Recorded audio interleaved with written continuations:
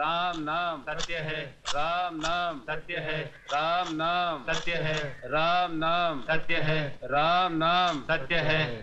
उतारो भाई उतारो, आराम से।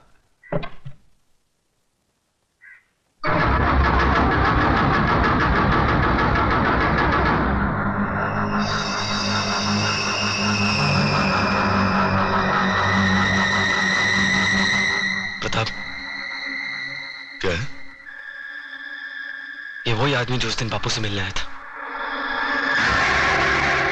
हाँ, मैं वही आदमी हूं जिसने तेरे बाप को शमशान घाट तक पहुंचाया। अब तुम दोनों की बारी है, क्योंकि चतुर सिंह ने एक कसम खाई है कि तुम दोनों की चिता की राख से वो तिलक लगाकर ही भोजन करेंगे। ये रही तुम्हारी चिता। फिर देर किस बात की है? चलो बड़े बेटे से ही शुरुआत करो।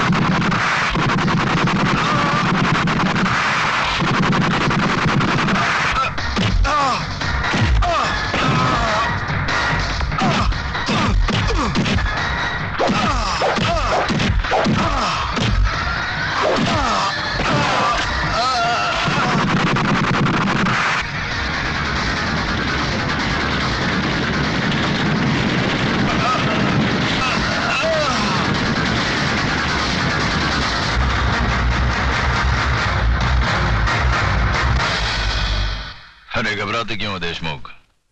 अब तक तो जलकर राख बन चुका होगा। अरे तुम लोगों को अपने दोस्तों पर भरोसा ही नहीं है।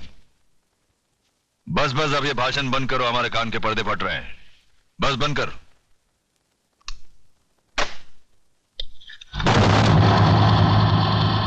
रामदीन, कौन बोल रहा है? चिल्ला मत और मेरी बात अच्छी तरह से अपने भेजे में उतार ले। तूने मेरी राख मंगवाई थी टीका लगाने के लिए, मैंने तेरे भड़वों की राख भेजी है, पूरे बदन को लगा ले। ठंडा कर, अपना भेजा ठंडा कर। चतुर सिंह के आदमियों की चिता जलाना तुम जैसे पागलों की बस की बात नहीं है। ठंडा कर। यकीन नहीं आता तो उस राख को मसल कर देख, तेरे पालतू कुत्ते की निशानियां उसमें मौजूद है।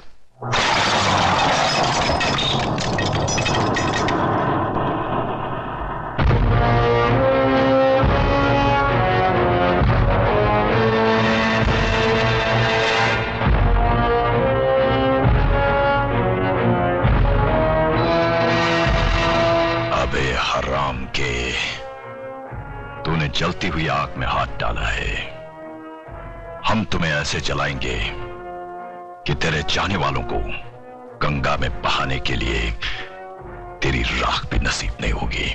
अरे मुझे जलाने की बात छोड़, मैं तो तुझे ऐसी मौत मारूंगा ना तो तुझे जमीन नसीब होगी ना आसमां। अतुल भाई, अतुल भाई, अतुल भाई गजब हो गया। अतुल भाई गजब हो गया। अतुल भाई बाहर आकर देखो तो सही। क्या हुआ कल्याण जी भाई? अरे क्या हुआ? क्या नोटिस लग गई, 24 घंटे में बस्ती खाली करनी पड़ेगी। बस्ती किसी की बाप की जागीर है कि खाली करनी पड़ेगी? खाली तो करनी पड़ेगी भाईजान, क्योंकि अब इस बस्ती का मालिक चतुर सिंह है। लक्ष्मीदास जी ने बस्ती बेच दी और नोटिस पढ़कर हम लोग आए हैं। अरे बाहर में क्या वो नोटिस और बाहर में क्या चतुर सिंह? मैं भी नोटिस फाड़ के चतुर सिंह की तो। नहीं अतुल, तुम ऐसा नहीं करोगे, इससे हमारा केस बिगड़ जाएगा। उन लोगों ने अगर कानूनी तौर पर बस्ती हटाने की कोशिश की है तो हम भी कानून का सहारा लेंगे। चलो मेरे साथ। कानून हर किसी के लिए बना है, लेकिन अदालत की नजर में जो गैर कानूनी है उसके लिए एक जज की हैसियत से मैं कुछ नहीं कर सकता। ये स्टे ऑर्डर नामुमकिन है। मगर जज साहब, अगर मेरे पिताजी ने चतुर सिंह को जमीन बेची होती तो कम से कम मुझे मालूम तो होता, उसके कागजात होते मेरे पास। जज साहब, जिस तरह आपने 24 घंटे में कानूनी तौर पर हजारों लोगों को बेघर करने का नोटिस जारी कर दिया, उसी तरह उसे रोकने का भी तो कोई कानून होगा। मिस मेघा, सलाह के लिए वकील होते हैं, जज नहीं। जज का काम है सिर्फ फैसला सुनाना। जानती हूँ जज साहब, अच्छी तरह जानती हूँ कि इस बार भी आपने पैसे खाकर बड़े होशियारी से शुक्रवार की शाम को यह फैसला सुना दिया। आज सैटरडे है, कल संडे और परसों नवरात्रि की छुट्टी। लेकिन इतना याद रखना जज साहब, ये जो गरीबों की बद्दुआएं और चीखें हैं ना, ये साए नहीं जाती। और जब ऊपर वाला अपना फैसला सुनाएगा, तुम भी बच नहीं पाओगे। चतुर सिंह, ऊपर वाले के हाथ से तू बचे ना बचे, लेकिन मेरे हाथ से तेरे को कोई नहीं बचा सकता। अगर एक बाप की औलाद है तो एक बार मेरे सामने आकर दिखा।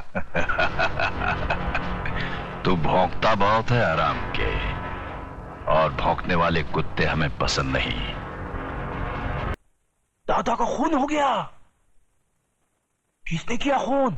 अरे छोड़ो ये सब बातें, मुझे तो चिंता यह है कि शहर का क्या होगा, हम सब का क्या होगा।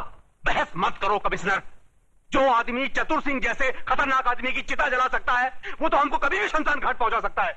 मगर ऐसा हरगिज नहीं होगा सर। सुनो कमिश्नर, कल टीवी सेंटर में जनता की अदालत प्रोग्राम में हम सब लोगों का इंटरव्यू है। ऐसा बंदोबस्त होना चाहिए वहां पर कि परिंदे भी पर ना मार सके, समझे?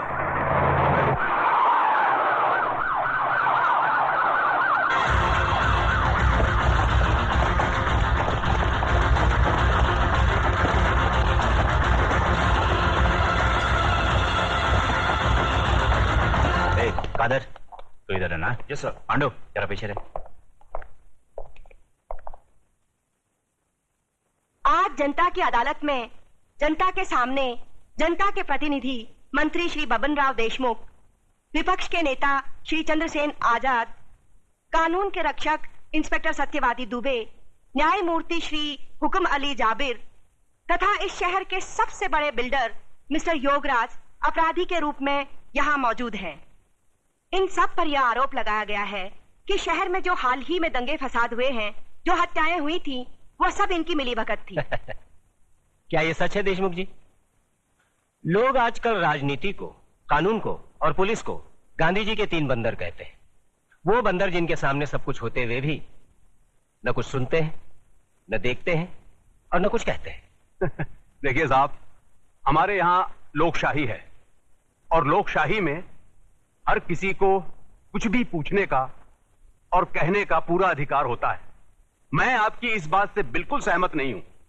अगर ऐसा होता तो दूसरे राज्यों की तुलना में हमारे राज्य में चारों ओर इतनी शांति कभी नहीं होती। अगर चारों ओर शांति होती तो पिछले दिनों हमारे शहर में जो दंगे हुए वो क्यों होते? साहब, ये सब विदेशी ताकतों का हाथ है, क्या करें? देखिए मंत्री जी, जब भी देश में कोई विपत्ति आती है तो हर मंत्री का आप ही जैसा जवाब होता है कि इसमें विदेशी ताकत का हाथ है। अब पिछले दिनों जो भूकंप हुआ था, क्या इसमें भी विदेशी ताकत का हाथ था? Order, please maintain the silence. पर लोग तो कहते हैं कि इस विपत्ति में आपके साथ विपक्ष के नेता चंद्रसेन जी का भी हाथ था और पांव भी था। जी, ये सब बकवास है, इसको हम नहीं मानता है। अरे हमारा पक्ष का सिद्धांत अलग है, इसका पक्ष का सिद्धांत अलग है। हम लोग अलग अलग दल में रह के एक काम कैसा कर सकता है? ये सब गुंडा लोग का काम है, बात करता है। चंद्रसेन जी बिल्कुल ठीक कह रहे हैं। ये तो पुलिस को बिना मतलब बदनाम किया जा रहा है। नहीं, ये तो आप कहते हैं, पर लोग तो कहते हैं कि जब दंगे भड़के तब दंगे वाली किसी भी जगह पर पुलिस सही वक्त पर नहीं पहुंची थी। अरे यही तो अपनी पुलिस की असली निशानी है। जब सब कुछ खत्म हो जाता है उसके बाद पुलिस आती है।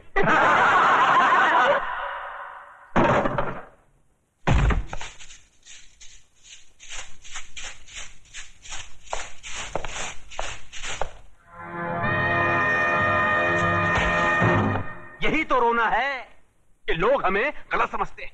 हमारी योजनाएं लोगों की समझ में नहीं आती। अब आप ही बताइए, झोपड़पट्टी की जगह साफ सुथरी कॉलोनी बने, टूटे फूटे गांव की जगह राहगीरों के लिए रिसोर्ट बने, इसमें देश की तरक्की नहीं है? बोलिए। पर लोग तो कहते हैं इसमें आपकी तरक्की ज्यादा होती है। सारा धन आप सब लोग मिलकर बटोर लेते हैं और डकार तक नहीं लेते।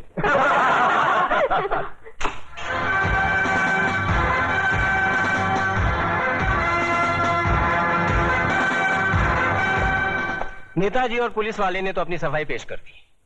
अब जज साहब, आप और योगराज जी अपनी सफाई में कुछ पेश करना चाहेंगे? ऐसे मामलों में लोग अगर कानून के रखवालों पर शक करने लगे तो फिर सफाई में कुछ कहना क्या? देखिए, हम ठहरे व्यापारी लोग, हम अपने धंधे में गुंडों का साथ नहीं लेते। गुंडों का साथ आजकल कौन नहीं लेता योगराज जी? अब तो माफिया वाले भी राजनीति में उतर आए हैं और आजकल नेता लोग भी अपने क्रिमिनल रिकॉर्ड की बुनियाद पर ही चुने जाते हैं। क्यों देशमुख जी, आप तो नेता बनने से पहले दमन से चांदी की स्मगलिंग किया करते थे। देखिए ये मुझ पर झूठा बेकार का इल्जाम लगाया गया है। नहीं, आप स्मगलिंग करते थे या नहीं करते थे? बस वैसे मैं भी इस बात को नहीं मानता, क्योंकि हर बड़े नेता को बदनाम करने के लिए लोग कुछ भी बोलते हैं। क्यों चंद्रसेन जी? एकदम सच बोलता है। आपके हर सवाल का मैं एक ही जवाब दूंगा कि अगर जनता की नजर में हम गुनहगार हैं तो फिर जनता खामोश क्यों है? बोलिए, क्यों हमें पिछले 15 साल से इस राज्य में चुनाव जिता रही है? जज साहब, हम पर लगाए गए सारे इल्जाम बेबुनियाद हैं। हमारी सफाई में मेरा यही जवाब है। अब फैसला आपके और जनता के हाथ में है। सुनाइए। अरे असली अदालत आज तक हमारे खिलाफ फैसला नहीं सुना सकी तो ये जनता की अदालत क्या खास सुनाएगी? देशमुख, तुम कभी कभी सच बोलता है।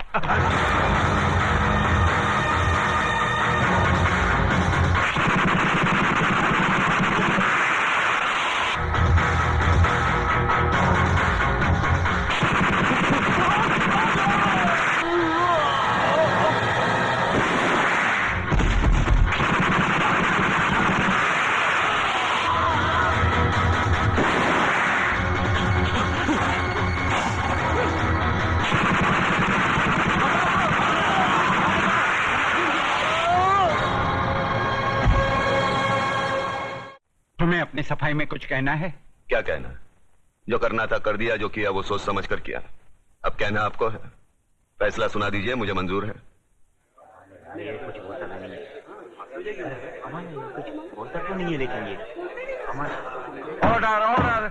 आज न्यायमूर्ति श्री विश्वनाथ सिंह ने अदालत में मंत्री श्री बबन राव देशमुख, विपक्ष के नेता श्री चंद्रसेन आजाद, न्यायमूर्ति श्री हुकम अली जाबिर, इंस्पेक्टर सत्यवादी दुबे, प्रख्यात बिल्डर योगराज और कुख्यात सरगना चतुर सिंह चिता के कातिल प्रताप नारायण तिलक को फांसी की सजा सुनाई।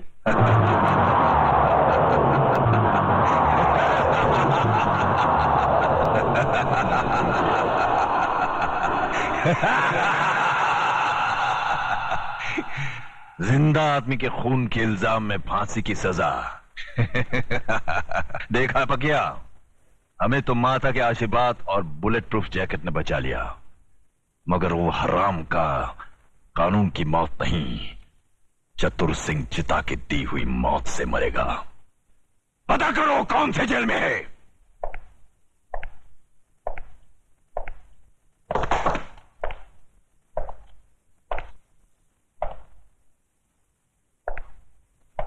प्रताप, तुम्हारी फांसी का दिन मुकर्रर हो गया है। अगर कोई आखिरी ख्वाहिश है तो बता दो, वो भी पूरी कर दी जाएगी। यहां ऐसे घुटन सी होती है।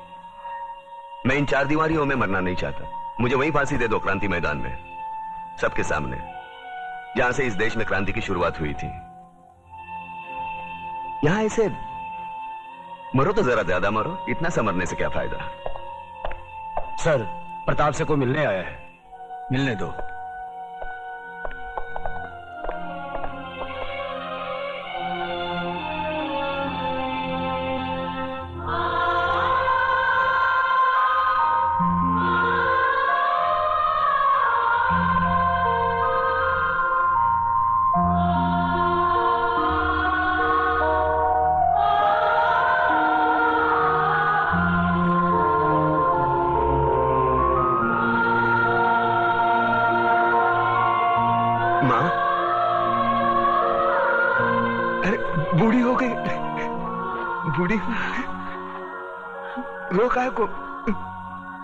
रोका को रही तू? नहीं रे, ये तो खुशी के आंसू है। सोचा था जिंदगी भर तेरा मुंह नहीं देखूंगी, लेकिन तेरे बारे में अखबार में पढ़ा तू रह नहीं गया मुझसे और मैं चली आई अपने बेटे के पास।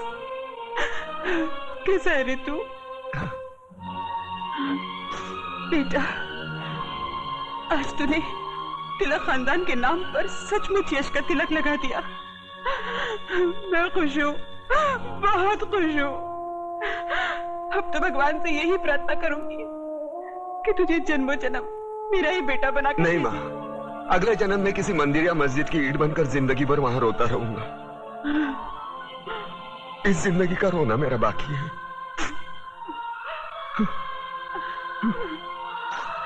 दुख सिर्फ इस बात का है मैं तेरे लिए कुछ कर नहीं सका। नहीं बेटा, तूने बहुत कुछ किया, मुझे सब कुछ मिल गया। तेरे दादाजी की आत्मा को भी शांति मिल गई। बस अफसोस एक ही बात का रहेगा कि तिलक खानदान का दिया जलाने वाला कोई नहीं रहेगा, कोई नहीं रहेगा।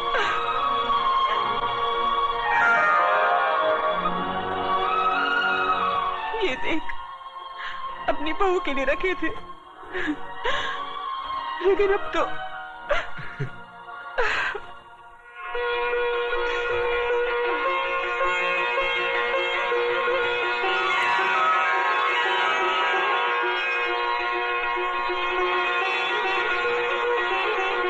माँ, ये कलम वाली बाई मेघा लिखती है, एक दिन के लिए हमारे खानदान की बहू बनेगी। सोच ले।